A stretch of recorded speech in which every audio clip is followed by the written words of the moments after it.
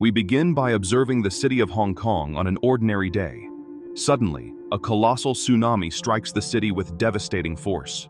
The waters rise quickly, flooding streets and invading buildings. People run in desperation seeking safety, but the water rises faster than they can move. Only those who manage to climb to very high floors survive. Within a few hours, many lives in Hong Kong are lost. 5 years later, Asha is still haunted by the fear she felt, but every day she hides that fear and continues her life. She lives in a tall building, about to collapse, and uses old objects to protect her belongings from potential enemies. Over the years, she has accumulated items that the water did not take, and created secret hideouts in her apartment, including a hole under the sofa cushions. Every day, she climbs to the roof to collect clean water from a secret place she has carefully hidden. After having her tea, she listens to the radio, ignoring a recording about a government shelter full of supplies and preferring to listen to music. She uses headphones to avoid making noise. Later, she grabs a towel to collect dew and add it to her water reserve. As she checks her bottles, she becomes worried because it hasn't rained in a long time. After finishing her tasks, she eats instant noodles, wistfully remembering the restaurants where she used to go with friends to savor wonderful dishes. Finally, she takes binoculars to look around. She can only see the tops of buildings emerging from the water that eventually crumble to pieces. She also checks on the few remaining neighbors in their apartments. Suddenly, she notices a box floating and heads to another window, where she set up a makeshift hook to fish it out. She throws the hook and hits the box on the first try, but when she tries to pull it inside, something in the water pulls the box down, making it hit the window and injuring her arm. Ignoring the pain, Asha fights against whatever is pulling the box, and when the thing lets go, she manages to bring the box inside. However, the creature retaliates, sending a wave at her. Inside the box, there's more junk than useful items, but she finds a bottle of liquor. Back on the roof, Asha looks at the door at the end of the hallway before leaving, feeling quite upset. She had been on the roof and used alcohol to clean a wound before covering it and trying to forget the pain. During the night, she heard screams and saw that 2 boats full of good people had arrived, but were harming the neighbors. A man on another roof was looking towards her, making her quickly hide and then peek again. She noticed that the boat seemed to be heading toward her house, so she ran inside, hid her things, made the bed, and even scattered dirt on the floor to make it look like no one lived there. Then she hid inside a hideout behind a false wall inside the wardrobe. She stayed very quiet while the bad men entered the room searching for food, even looking inside the wardrobe where she was. Luckily, they didn't find anything, although Asha got startled by a gunshot fired by a boy who thought he saw something moving, but he was wrong. When everyone left, Asha cried with relief and tried to calm herself by thinking of good memories. Before the tsunami, Asha had met her half-sister, and they had gone out to eat together to get to know each other better. The next day, Asha finds a box full of old items and is happy to find a jar of honey, but her joy fades when she sees a body floating in the water. Later, while Asha is doing her things, someone enters without her noticing and begins to mess with the things she had hidden. Asha thinks she hears a noise, but since she doesn't see anything, she decides to ignore it. However, when she's getting ready for bed, she hears another sound and goes to check what it is with her flashlight. Yet again, she finds nothing. Later, she washes her face and deliberately leaves the soap out to catch whoever was sneaking in, who turns out to be a small girl.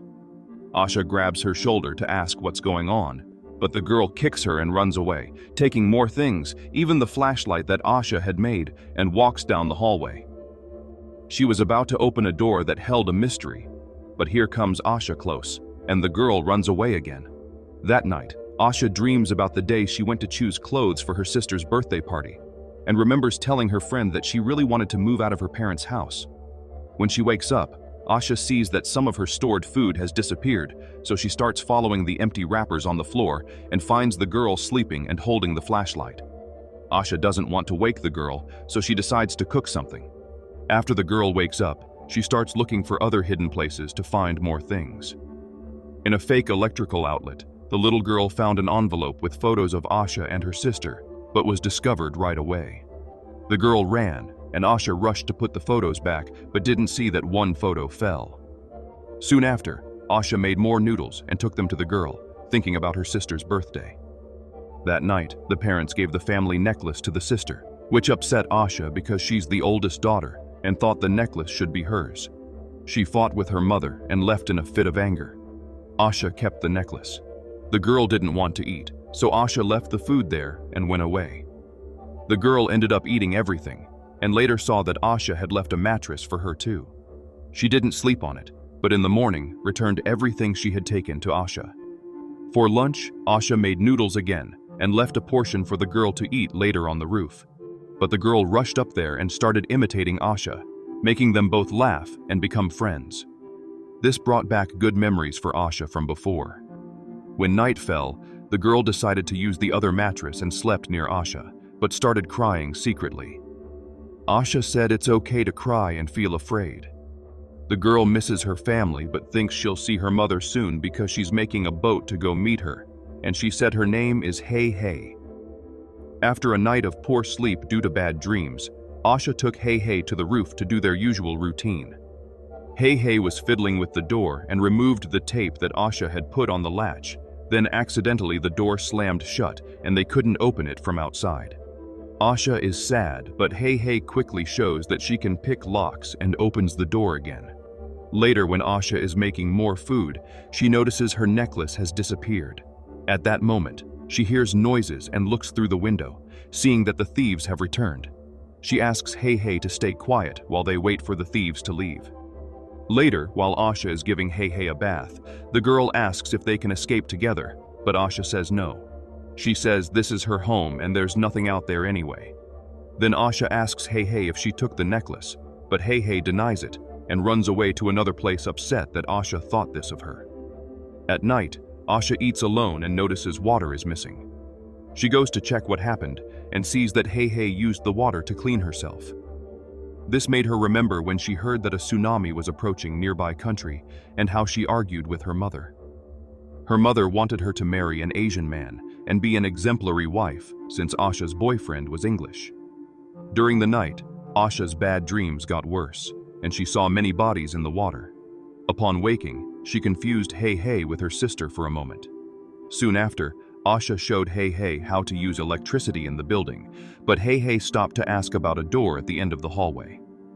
Asha asked her not to worry about it because the room behind the door smells bad, and opening the door would make the bad smell spread everywhere. She remembered another time watching the news on TV, which reported that Singapore had been completely destroyed by floods. Her mother turned off the television and started talking about the next family gathering, but Asha couldn't go. They argued again, and Asha told the family she felt trapped before leaving the apartment. Coming back to what's happening now, Hey Hey is listening to the radio and hears a message about a safe place. She quickly goes to Asha and asks them to go to this place, but Asha says no because she thinks it's risky to leave where they are. They start arguing, and Hey Hey ends up saying that Asha is a coward and bitter and leaves where they were. Asha goes after her and sees that Hey Hey is making a raft using old things and also found a flare. Asha quickly takes the flare from her and reveals a secret she had tried to leave before, but it was so dangerous out there that she decided to come back. After they make up, Asha remembers when her sister went after her after a fight with their parents, begging her not to leave. Asha said she needed to go, but promised they would see each other again. The next day it started raining, so Asha and Hey Hey ran to the roof to collect as much water as possible and store everything properly. While working, Hey Hey noticed that Asha's necklace had fallen. Asha found a lost photo and was overcome with memories.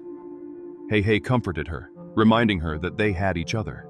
When Asha went to sleep, she found a surprise under her pillow. It was her necklace, which had fallen because the clasp was broken. Asha felt bad about how she'd acted with Hey Hey, and the next morning started working hard to make a raft. Hey Hey was very happy when she saw it, and Asha remembered a fight they had. Her sister was trying to tell her that she had put the necklace in Asha's coat, but then everyone in the street started running because a very large tsunami was coming and quickly reached the streets.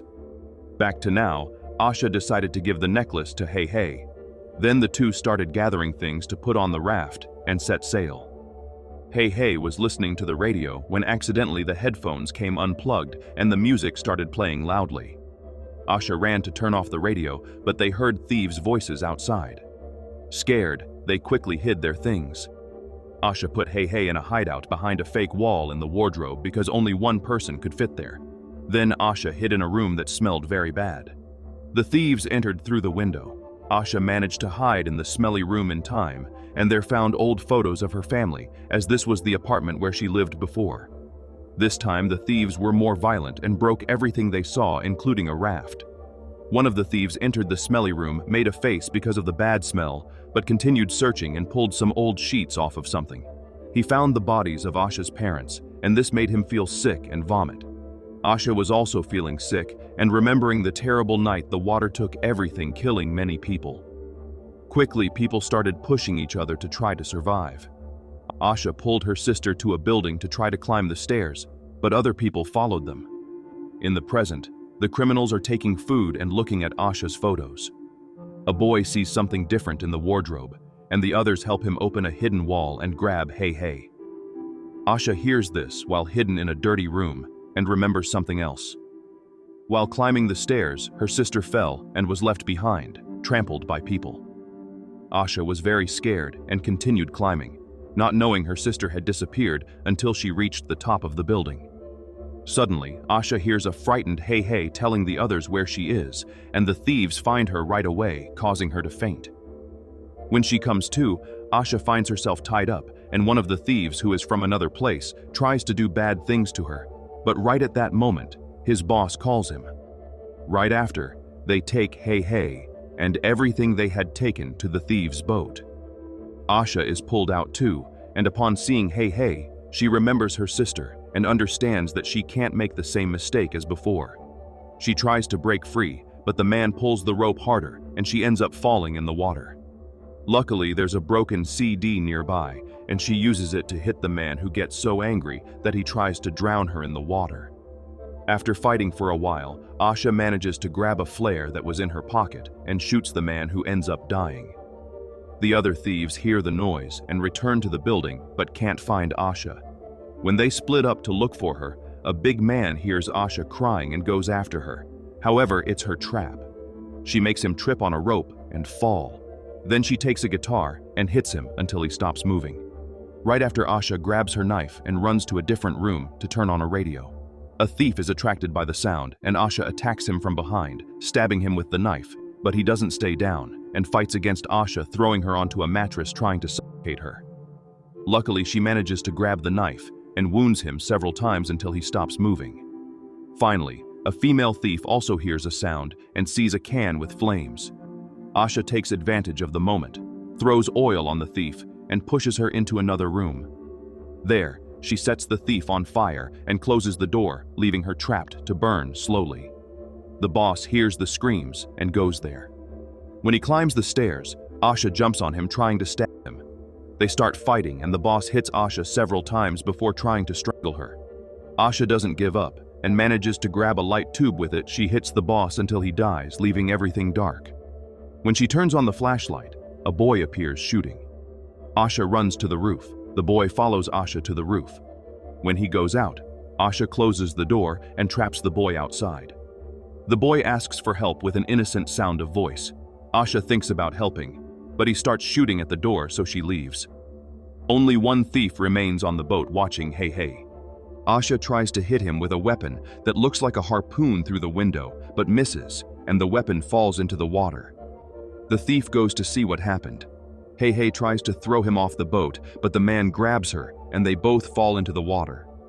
Asha, very worried, jumps into the water to rescue them, while the man appears again nearby, but ends up being devoured by the sea creature. After a brief moment of quiet, the two return to the surface safe and sound. They swim toward the boat and depart, aware that the supplies the thieves took will be enough until they find the safe place they heard about on the radio. That night, Asha manages to sleep peacefully without having nightmares. The next morning, they start the journey over the high sea to find the location of the safe harbor.